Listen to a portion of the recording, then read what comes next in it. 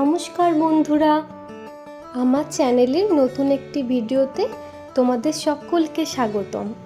আশা করছি তোমরা সবাই খুব ভালো আছো, সুস্থ আছো।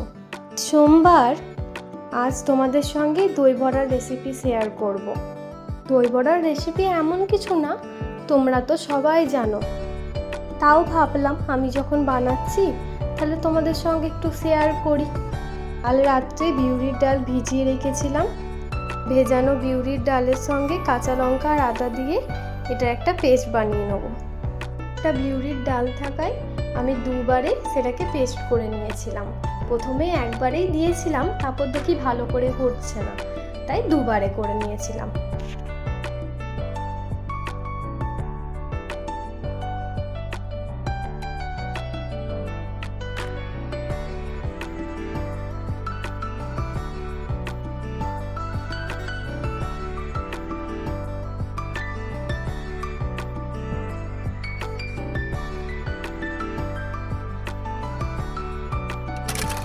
বিউলির ডালের স্মুথ একটা পেস্ট বানিয়ে নিয়েছি। এবার এই পেস্টটা একটা পাত্রে ঢেলে নিচ্ছি। এরপর এই ব্যাটারটার মধ্যে কিছুটা বেকিং সোডা আর অল্প মতন চালের গুঁড়িও মিশিয়েছিলাম। এটা অপশনাল, তোমরা দিতেও পারো আবার না দিতেও পারো। ইউটিউবে যে ভিডিওটা দেখে বানিয়েছি সেখানে এসব কিছু দেওয়া ছিল না, তাও একটু নিজের মতো কিছু অ্যাড করলাম। এরপর এই ডালের ব্যাটারটিকে সুন্দর করে ফাটাতে হবে। যত ভালো ফাটানো হবে ততটাই ভালো বড়াগুলো ভাজার সময় ফুলে উঠবে। অনেকক্ষণ ধরে ফাটাতে হবে, তাহলে বড়াগুলো ভাজার পর বেশ নরম হবে। এই ব্যাটারটার মধ্যে কাঁচা লঙ্কা, আদা, সামান্য নুন দিয়েই ব্যাটারটা করেছিলাম। তারপরে দেখলাম বোধহয় একটু ঝালটা কম হতে পারে, তাই আরও কিছু কাঁচা লঙ্কা কুচো করে এর মধ্যে দিয়ে দিয়েছি। তোমাদের স্বাদ মতো পরিমাণ মতো দিও। ব্যাটারটাকে সুন্দর করে ফাটিয়ে নিচ্ছি। এরপর এখানে একটু ঠান্ডা জল নিয়েছি।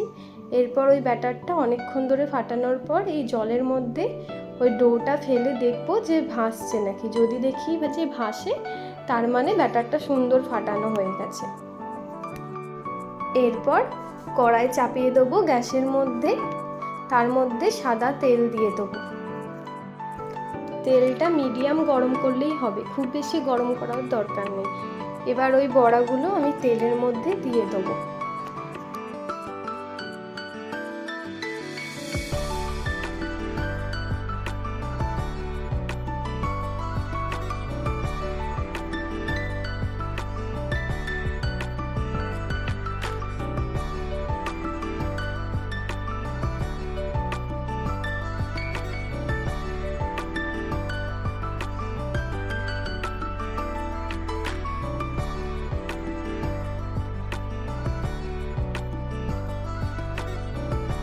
বড়াগুলোর এক দিকটা হয়ে গেছে, এবার অন্য দিকটা আলতো হাতে উল্টে দেবো, যাতে বড়াগুলো দুটো সাইডই সুন্দর করে ভাজা হয়। আর বড়াগুলো যখন ভাজা হবে তখন আঁচটা কিন্তু medium to low, low to medium এইভাবে রেখে রেখেই ভাজতে হবে। তাহলে বড়াগুলোর ভেতরটাও সুন্দরভাবে সেদ্ধ হয়ে যাবে আর উপরটাও ক্রিস্পি হবে। বড়াগুলো ভাজা হয়ে গেছে, এবার তেল থেকে তুলে নিলাম। দাঁড়াও, একটা ভেঙে দেখায়, এত গরম, বড়াগুলো কতটা সফট হয়েছে দেখো।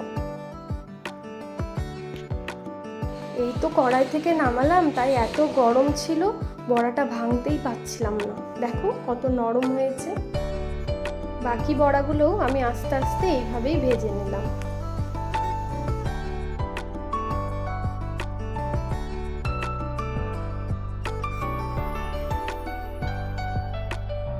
এবার এখানে উষ্ণ গরম জল নিয়েছি।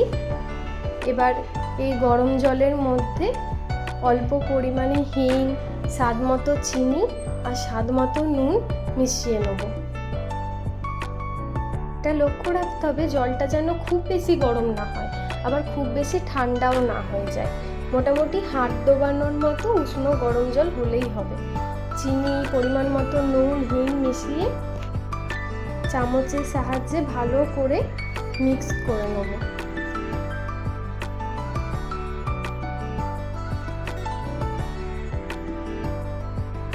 তারপর ভেজে রাখা বড়াগুলো এই জলের মধ্যে দিয়ে দেব।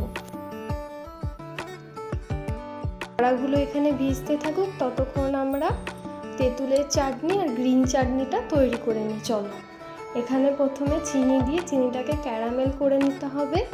আর অনেকক্ষণ আগেই আমি জলের মধ্যে তেঁতুল ভিজিয়ে রেখেছিলাম, সেই তেঁতুলের পাল্পটা এই ক্যারামেল চিনির মধ্যে দিয়ে দিতে হবে।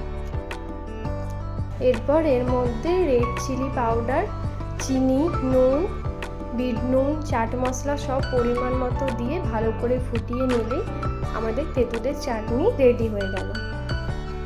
এরপর আমরা গ্রিন চাটনিটা বানানোর জন্য এখানে কাঁচা লঙ্কা, আদা, রসুন আর ধনেপাতা নিয়েছি। এগুলো পেস্ট করে নিলেই আমাদের গ্রিন চাটনি রেডি।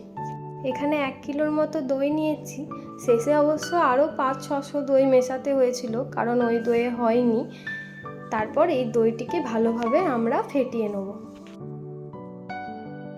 খুব বেশি টক আমার পছন্দ না, তাই এতটা দই নিয়েছি তো তাই একটু চিনি মিশিয়ে নিলাম।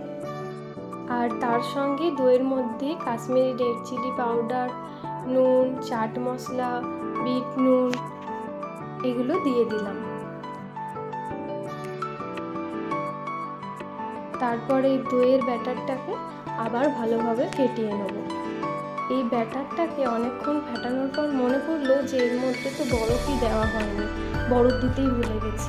তাহলে এই ব্যাটারের মধ্যে বরফ দিয়ে ভালো করে ফাটালে একটা সুন্দর ক্রিমি ভাব আসে, যেটা খেতে অসাধারণ লাগে।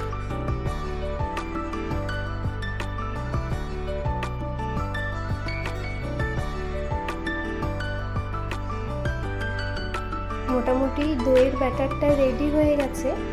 এরপর জলে যে বড়াগুলো ভিজিয়ে রেখেছিলাম সেই বড়াগুলো হাতে করে ভালোভাবে চিপে নিয়ে একটা বাটির মধ্যে তুলে রাখলাম। এবার প্লেটে সাজানোর পালা। প্লেটে প্রথমে বড়াগুলো দিয়েছি, তারপর যে দইয়ের ব্যাটারটা বানিয়েছিলাম সেটা দিয়ে দিলাম ভালো করে।